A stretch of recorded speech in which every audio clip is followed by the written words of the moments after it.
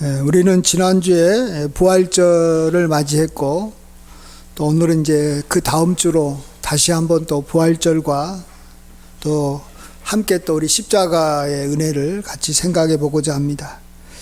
사실 예수님의 십자가와 부활은 우리 그리스도인들에게는 너무 귀가 아플 정도로 많이 들었습니다. 근데 이제 문제는 십자가의 은혜, 또 부활의 권능이 지금 이 시간에 정말 우리들에게도 계속 임하고 있느냐 하는 것이 관건인 것 같습니다. 이제 저도 이제 오늘 본문에 보시면 십자가의 은혜는 우리가 죄에 대해서 죽은 것이고, 또 부활의 권능은 우리가 하나님에 대해서 산 것이다라는 내용인데, 이제 그러한 내용을 우리가 이제 사실 이제 살펴봄으로써도 은혜가 있겠지만, 중요한 것은 그 십자가를 내가 사랑해서 십자가를 얼마나 내가 붙잡고 있느냐 하는 것이 더 중요합니다. 우리가 어떤 새로운 사실을 알고 뭔가를 깨달아서 우리의 힘이 우리가 이렇게 하나님의 자녀로서 우리가 복되게 살아가고 또 풍성한 삶을 사는 게 아니고, 우리가 이미 다 알고 있어요. 다 알고 있는 건데, 그것을 우리가 이 귀하게 여기고 그것을 향해서 우리가 얼마나 열심히 달려가느냐, 정말 그것을 내 것으로 만들려고 우리가 얼마나 그것을 사모하느냐 하는 것이 우리 신앙생활에 있어서는 더 큰 과제라고 생각합니다. 그래서 자꾸 뭔가를 알려고만 하지 말고, 내가 지금 알고 있는 것이 정말로 내 것이 되었는가, 정말로 십자가가 정말로 내 삶 속에서 지금도 살아서 역사해서 나로 하여금 죄를 이기게 만들고 있는가, 또 정말 부활이 나에게 있어서 소망을 주고 나의 모든 어려움들을 극복하고 또 하나님을 더 사랑하게 만들고 있는가 하는 것을 우리가 늘 돌아봐야 되는 줄 믿습니다. 그러므로 예수님의 십자가의 죽으심과 또 부활하심은 정말로 큰 사건이에요. 아주 정말 인류 역사상 이보다 더 큰 사건이 없을 만큼 가장 중요한 사건입니다. 근데 그러한 사건이 예수님 믿었을 때는 우리에게는 굉장히 중요한 의미로 다가왔다가, 이제 세월이 지나가고 예수님 믿고 오랜 세월이 지나가면서 그것이 우리에게는 이제는 하나의 그냥 장식품처럼 될 때가 참 많이 있다고 우리가 또 고백하지 않을 수가 없어요. 그냥 십자가 목걸이처럼 생각하고 부활을 하나의 어떤 우리의 여기 희망의 이렇게 상징이다. 그래서 세상 사람들도 부활을 이야기를 많이 합니다. 부활하자, 우리도 희망을 갖자, 우리도 다시 일어난다 하는 그런 정도로 우리도 그냥 이렇게 막연하게 생각하게 될 때가 많이 있습니다. 물론 십자가와 부활뿐만이 말하는 건 아니겠지만, 성경에서 우리에게 말하는 많은 약속들과 또 많은 이 성경에서 일어난 사건들은 이 세상에서 일어난 사건하고는 다르다라는 걸 우리가 다시 한번 좀 생각해 볼 필요가 있습니다. 예를 들어서 지금 이란과 미국과의 전쟁이 일어나가지고 그걸로 인해서 전 세계가 상당히 경제적으로 어려움을 겪고 있습니다. 근데 그것은 이 전쟁이 일어났고, 또 일어난 그 전쟁은 이란 사람들한테는 굉장히 많은 어려움을 주고, 또 미국에 있는 이 젊은이들도 언제 또 전쟁터에 그들이 끌려가서 자신의 이 목숨을 잃게 될지도 모르는 상황도 되기 때문에, 이 확정이 되면 어려우니까 그것이 실질적으로 영향을 어마어마하게 미치고 있어요. 사실은 그 전쟁이 우리나라에도 굉장히 영향을 미치고 있다라는 거예요. 우리나라 경제에도 영향을 미치고 있고.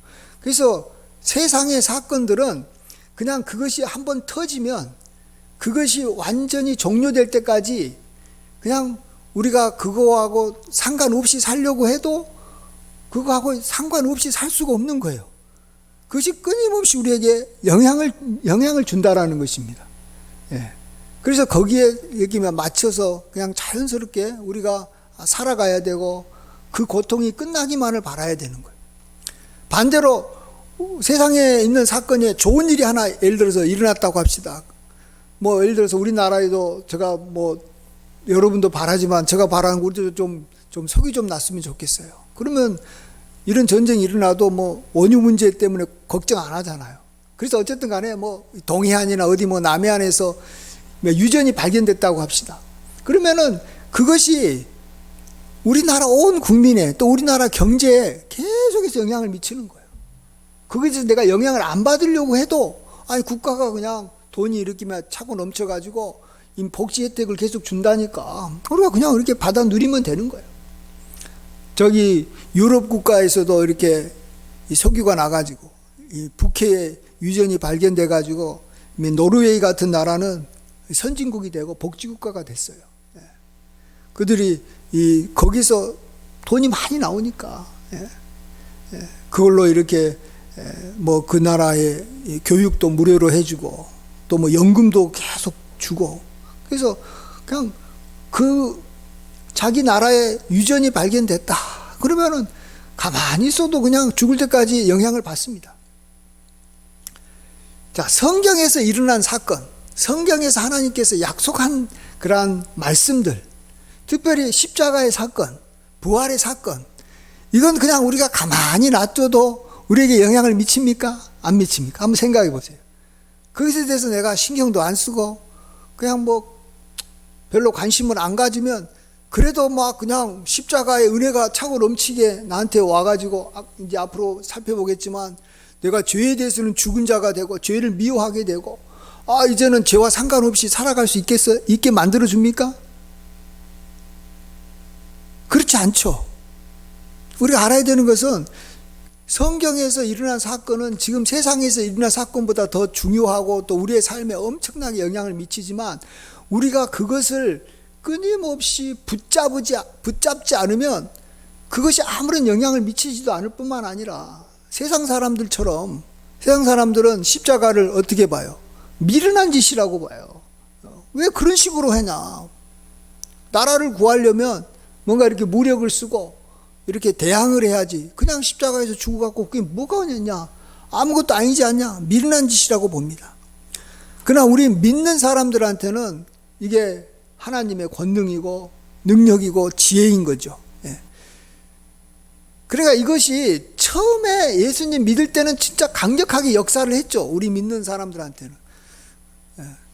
그렇지만은 그것이 지금도 역사하게 하려면 우리가 십자가를 계속해서 바라보고 묵상하고 그거와 관련된 말씀을 우리가 사모하고 그거와 관련된 그러한 어떤 이 찬송가를 부르면서 우리가 계속해서 어쩌면 24시간 그에 집중해야 돼요.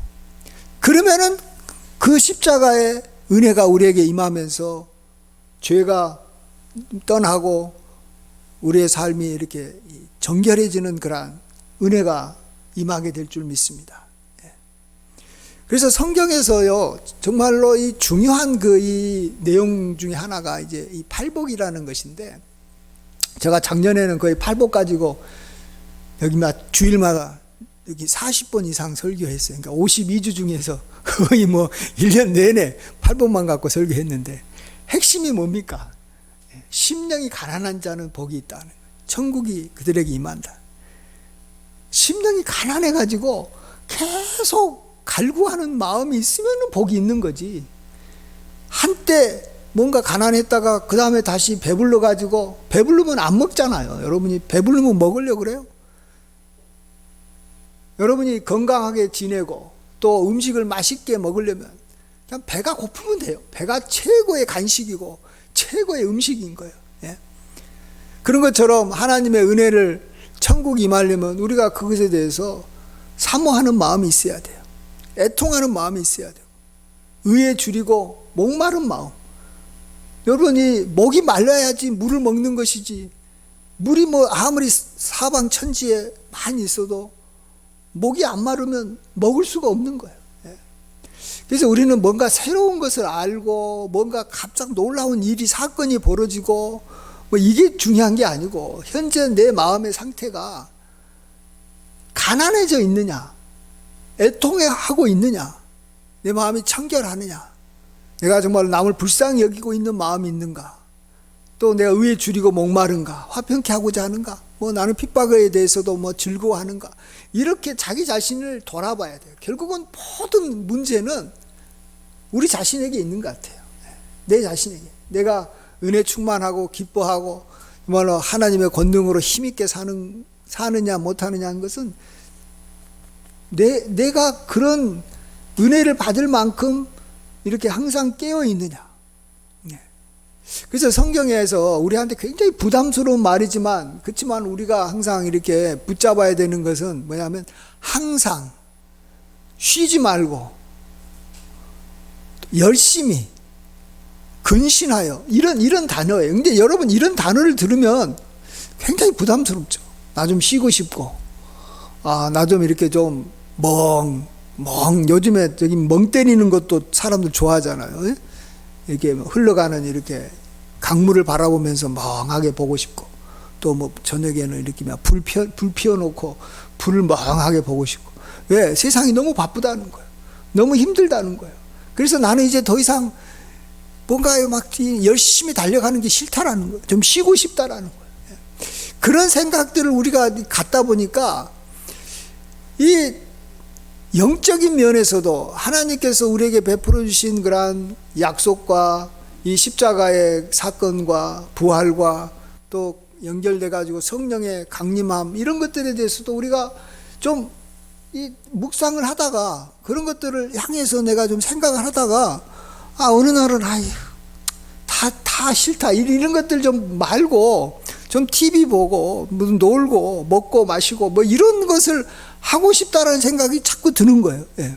그래서 그냥 그런 것들을 네가 교회 갔을 때는 하고, 또 뭐 내가 기도 시간에는 내가 그것을 붙잡지만, 그러지 않고 내가 그냥 평일날 이렇게 날씨 좋은 날은 내 그런 거 안 붙잡겠다. 그냥 그거 말고 뭔가 좀 편하게 지내고 싶다, 이런 생각을 합니다. 근데 우리가 그 유혹에서 벗어나야 돼요. 그 유혹에서. 세상적인 것에 대해서는 우리가 가만히 있어도 세상적인 것은 나한테 영향을 미칠 수밖에 없지만, 영적인 것은 가만히 있으면 하나도 나에게 영향을 안 주는 거예요. 영적인 것은 항상 나에게 유익을 주는 건데, 그 유익을 주는 것이 내가 가만히 있으면 진짜 아무런 영향을 안 준다니까요. 아무런 영향을 안 줘요. 안 믿는 사람하고 똑같고, 뭐 내 삶에 아무런 변화가 일어나지도 않아요. 그래서 우리가 늘 잘 아는 그 성경의 대표적인 걸로 데살로니가전서 5장 말씀에 항상 기뻐하라, 쉬지 말고 기도하라, 범사에 감사하라. 이것을 부담스럽게 느끼면 안 되는 거예요. 그걸 자연스럽게 느껴야 되는 거야. 나는 항상 기뻐해야지. 기뻐하는 게 중요한 게 아니라 항상 기뻐하고 있느냐. 기도하는 게 중요한 게 아니라, 기도하죠. 누가 아는 사람이 어디 있어요. 쉬지 말고 기도하고 있느냐. 근데 우리는 처음부터 포기해버려요. 어떻게 쉬지 말고, 그게 사람이냐? 기도했다가 안 했다가 그런 게 정상이지. 근데 왜 성경은 쉬지 말고 기도해라고 하냐고요. 예? 여러분, 여기 현재 저기 마이크에 제가 지금 이제 선이 연결돼 가지고 이렇게 전원이 이렇게 저기 발전소하고 연결돼 있잖아요.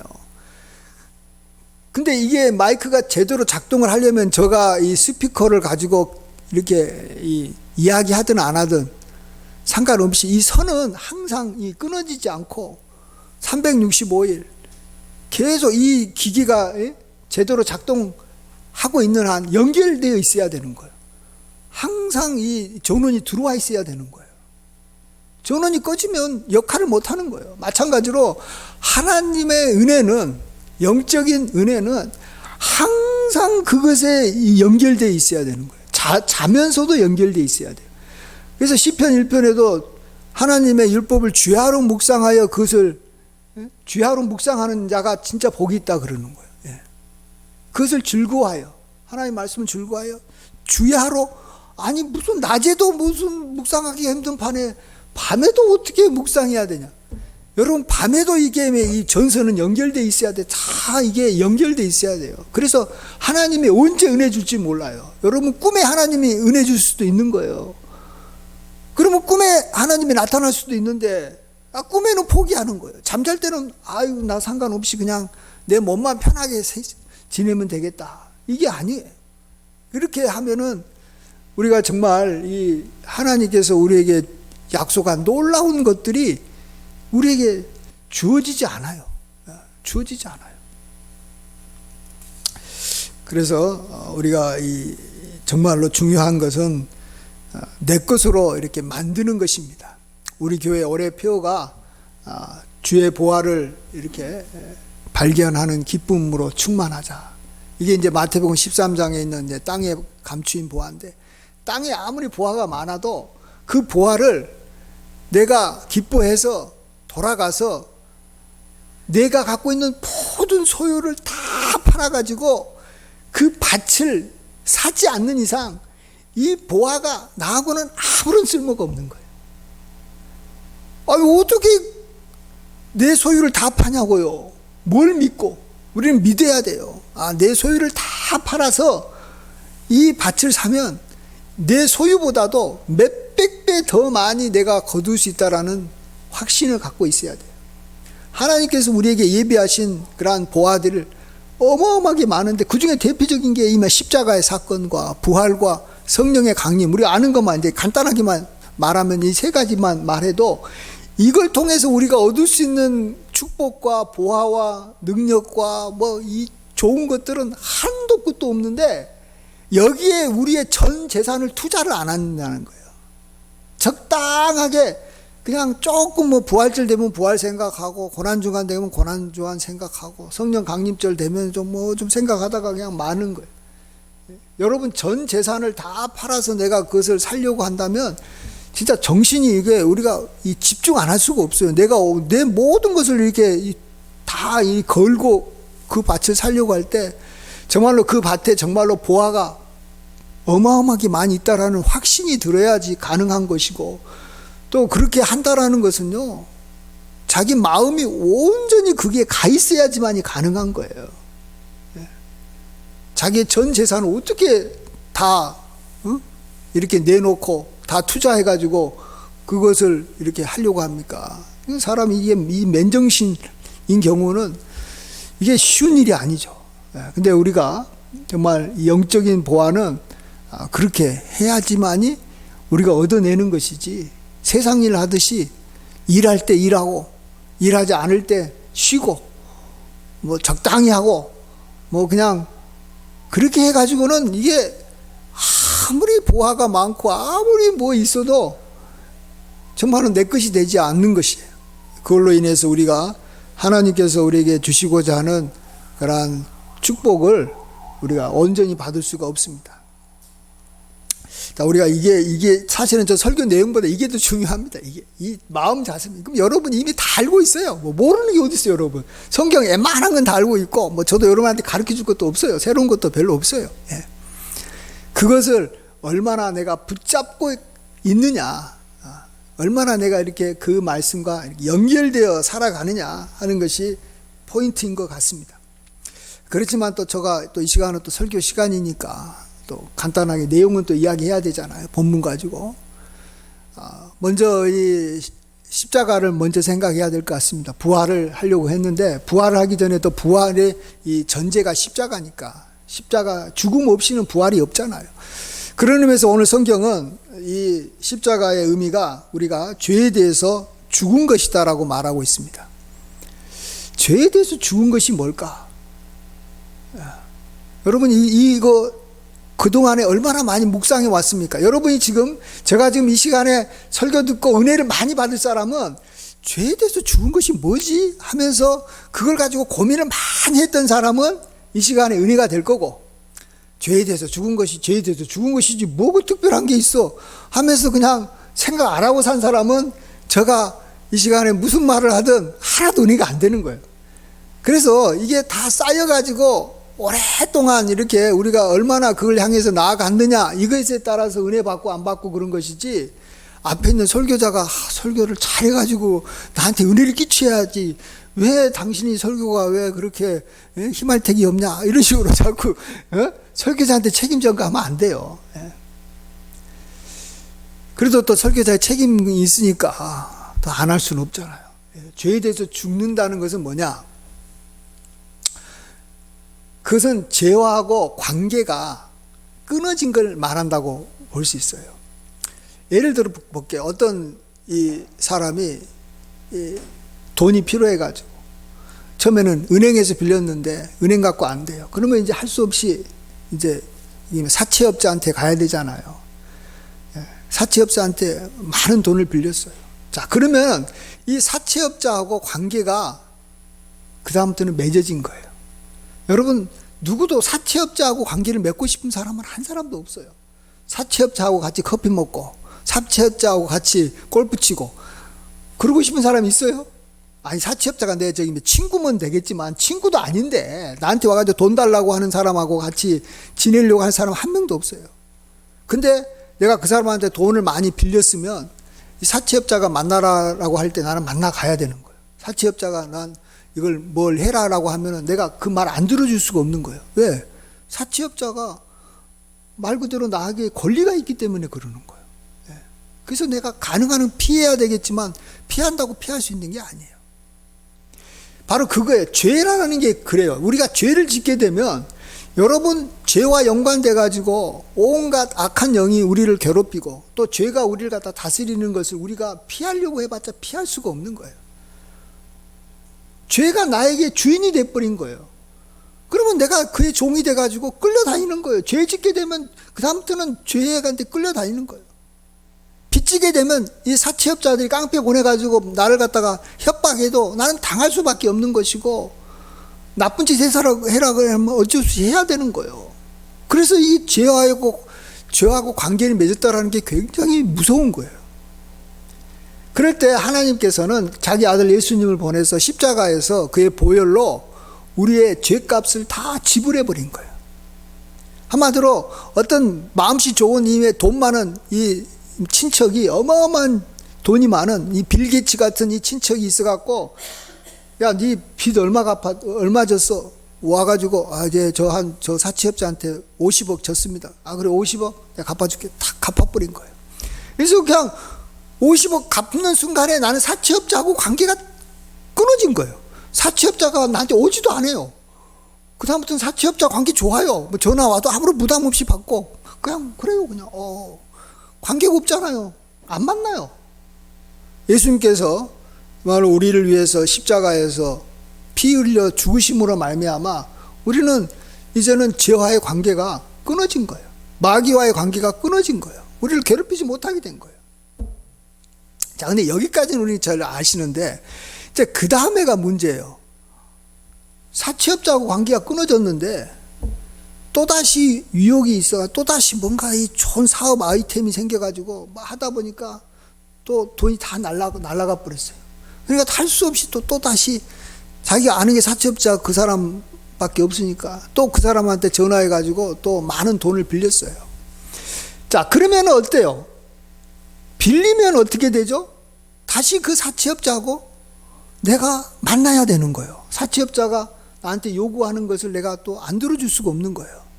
그게 바로 우리가 예수님 믿고 우리가 또 다시 죄를 짓게 되면 또 죄하고 우리하고 또 관계가 맺어질 수 있는 상황이 돼버리는 거예요. 자, 이럴 때 한 번 우리한테 큰 은혜를 베풀었던 그 빌 게이츠 같은 친척이 많이 있다면 또 예수님은 어떻게 할 것 같아요? 야, 네가 한 번 큰 빚을 졌을 때 내가 갚아줬는데 네가 갚아 하면서 내버려 둘 것 같아요? 빌 게이츠한테는 50억이 돈도 아니에요. 껌값도 아니에요. 물론 이제 그게 귀한 돈이지만 예수님께서는 우리를 향해서 이렇게 자신의 하나님의 아들로 거룩한 보혈을 흘러서 우리에게 빚을 갚아줬으니까, 우리 죄값을 갚아줬으니까, 또 우리가 죄 지으면 또 주님께서는 그 즉시 우리의 죄값을 치러주시는 거예요. 그 보혈로, 그 보혈이 어마어마하니까 우리의 모든 죄를 다 갚을 수 있는 그러한 것들이 계속해서 여기 나가는 거예요. 예수님께서 베풀어 주시는 거예요. 그래서 우리는 죄 지어도 사실은 이 죄에 매일 필요가 없는 겁니다. 죄가 우리를 정지하지 않아요. 왜? 갚아주니까. 다 그냥 그 보혈로 용서해 주니까. 자, 그러니까 그러면 사람들이 이제 여기 로마서 6장 1절에 든 것처럼, 그러면 우리가 무슨 말 하래요? 은혜에 거하게 하려고 죄에 거하게 했느냐? 이제 우리가, 이거 내가 죄 지을 때마다 예수님께서 다 용서해 주니까 내가 계속 죄 지으면 하나님의 은혜 계속 받네 하면서 내가 계속 죄에 거하겠느냐라고 묻습니다. 그럴 때 뭐라고 말합니까? 그럴 수 없다. 죄에 대하여 죽은 우리가 어찌 그 가운데 더 살리요. 예. 여기서 이제 죄에 대하여 죽었다라는 것은 앞에서 죄와 관계가 끊어지게 됐다. 죄값이 지불돼서 끊어지게 됐다는 거하고 좀 다른 차원이라고 생각이 됩니다. 여기서 죄에 대해서 죽었다라는 것은 우리가 이제 죄에 대해서 미워하게 됐다. 죄에 대해서 싫어하게 됐다. 죄에 대해서 관심이 없어졌다는 뜻이에요. 아니, 내가 뭐하러 죄 짓냐고 이런 생각이 드는 거예요. 그래서 내가 죄 지어도 예수님께서 다 갚아줘서 다시 내가 용서받겠지만 내가 굳이 미쳤다고 죄 짓냐? 죄가 싫다라는 거예요. 그래서 안 짓겠다라는 거예요. 왜? 난 죄에서 죽었다라는 거예요. 여러분, 누군가가 죽었으면 그 사람한테 가가지고 유혹하고 찌르고 누르고 뭐 이렇게 해봤자 그 사람이 반응이 있어요, 없어요? 반응이 없는 거예요. 죄가 우리한테 와가지고 이게 좋아, 이렇게 해봐, 막 이렇게 놀아봐, 이렇게 막 해봐, 막 해봤자 관심이 없는 거예요. 왜? 죄가 끔찍하고 죄가 더럽고 죄가 무섭고 죄가 나하고 안 맞다는 것을 알기 때문에 죄 안 짓다는 거예요. 은혜가 주어져서 용서 받는 건 두 번째고 내가 죄 싫다라는 거예요. 우리가 그렇게 필요합니다. 근데 그렇게 왜 돼야 되냐? 왜 그렇게 그런 사람이 우리가 이제 다 되고 싶잖아요. 그러려면 여러분이 뭘 붙잡아야 되냐 그러면 십자가를 계속 붙잡고 있는 사람만이 죄를 증오하고 미워하게 됩니다. 십자가에 뭡니까? 근데 십자가에 요즘 여기 목걸이에 있는 것처럼 그냥 아름답고 보석이 반짝반짝이고 이런 십자가 붙잡으면 안 되고 정말로 험한 십자가를 붙잡아야 돼요. 험한 십자가. 정말로 예수님께서 우리 죄를 위해서 그냥 좋게 그냥 여기만 목매달아서 돌아가시든지 아니면 저기 단두대 앞에서 그냥 단칼에 그냥 목이 잘려서 죽든지 그러면 얼마나 좋겠습니까? 그렇게도 하실 수 있었어요. 아니, 피 흘림이만 하면은 죄사함을 받으니까 하나님 아들의 피는 모든 인간의 죄를 깨끗하게 하고도 남을 어마어마한 능력이고 보혈이기 때문에 그게 가능합니다. 그럼에도 불구하고 예수님께서 왜 그렇게 채찍 맞아가지고 피를 막 쏟고 살점이 떨어져 나가고 그냥 창에 찔리고 머리에 가시관을 쓰면서 피가 얼굴을 다 가리고 막 그 십자가에서 피가 흘리니까 얼마나 저기면 목마르겠어요. 여러분, 그냥 가만히 있어도 목마른데 햇빛이 쬐이면서 벌거벗은 채 피가 흘러나오니까 목마르다 그랬잖아요. 예수님께서 내가 목마르다. 왜 그렇게 고통을 당하면서 돌아가셨다고요? 그 죄가 그렇게 무섭다라는 거예요. 죄가 그렇게 더럽다라는 거예요. 죄에 따른 형벌이 그렇게 아프게 만든다라는 것을 좀 알아라는 거예요. 그래서 저와 여러분이 그 험한 십자가, 고난의 십자가, 정말로 이 더러운 십자가를 여러분이 그 고통당하는 예수님을 계속해서 붙잡고 있었다면 자연스럽게 나타나는 것이 뭐라고요? 죄를 미워하는 거예요. 근데 그걸 안 붙잡고 있으니까 그걸로 인해서 내가 죄에 대해서 죽지를 않는 거예요. 죄하고 관계는 끊어졌지만 여전히 죄에 대해서 접근하려고 그러고 죄에 대해서 관심을 가지고 반응하려고 그러는 거예요. 그래서 꼭 저와 여러분은 이 험한 십자가를 365일 24시간 항상 붙잡고 있어야 되는 줄 믿습니다. 그래서 완전히 죄로부터 죽은 저와 여러분이 돼서 정말로 성결하게 살고 그 십자가의 은혜를 찬양하며 살기를 원합니다. 아멘. 또 마지막으로 이제 우리가 그러면 부활의 권능이 뭐냐? 부활이라는 것은 우리한테 어떤 은혜를 주냐? 그것은 하나님에 대해서 우리로 하여금 살게 하는 것이다라고 말해주고 있습니다. 부활은 하나님에 대해서 살게 하는 것이다. 이건 다른 말로 하나님과 관계를 맺게 한다는 거예요. 관계를 맺게 한다. 하나님에 대해서 살았다. 나는 그 사람하고 아는 관계다. 이런 거예요. 하나님하고 관계를 맺는데 아주 밀접한 관계를 맺고 있다. 부자지간처럼, 부부 관계처럼 아주 베스트 프렌드와 같은 관계를 맺게 됐다라는 거예요. 자, 그러려면 뭐가 필요하다고요? 이전에 나하고 최고로 관계가 깊었던 사람하고 관계가 끊어져야 되는 거예요. 내가 어떤 사람을 나의 배우자로 이렇게 맞이하고 싶으면 내가 이전에 배우자가 있었던 사람은 그 배우자가 사별하든지 이혼하든지 끊어져야 되는 거예요. 먼저. 그래서 십자가에서 우리가 예수님과 함께 죽으심으로 우리가 죄와 끊어진 거예요. 사탄과 관계가 끊어진 거예요. 사망과 관계가 끊어진 거예요. 그리고 난 다음에 이제 우리가 살아나서 이제 하나님하고 관계를 맺을 수 있는 그러한 조건을 우리가 갖추게 된 겁니다. 그래서 살아나야 돼요. 죽은 다음에 살아나야지만이 우리는 하나님하고 관계를 맺게 된다는 것입니다.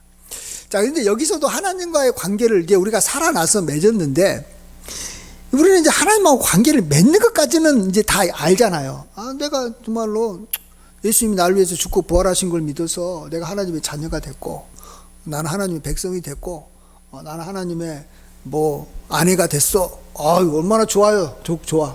예. 근데 그것만이 하나님에 대해서 산 자의 모습이 아니에요. 우리는 부활을 통해서 우리가 뭘 알아야 됩니까?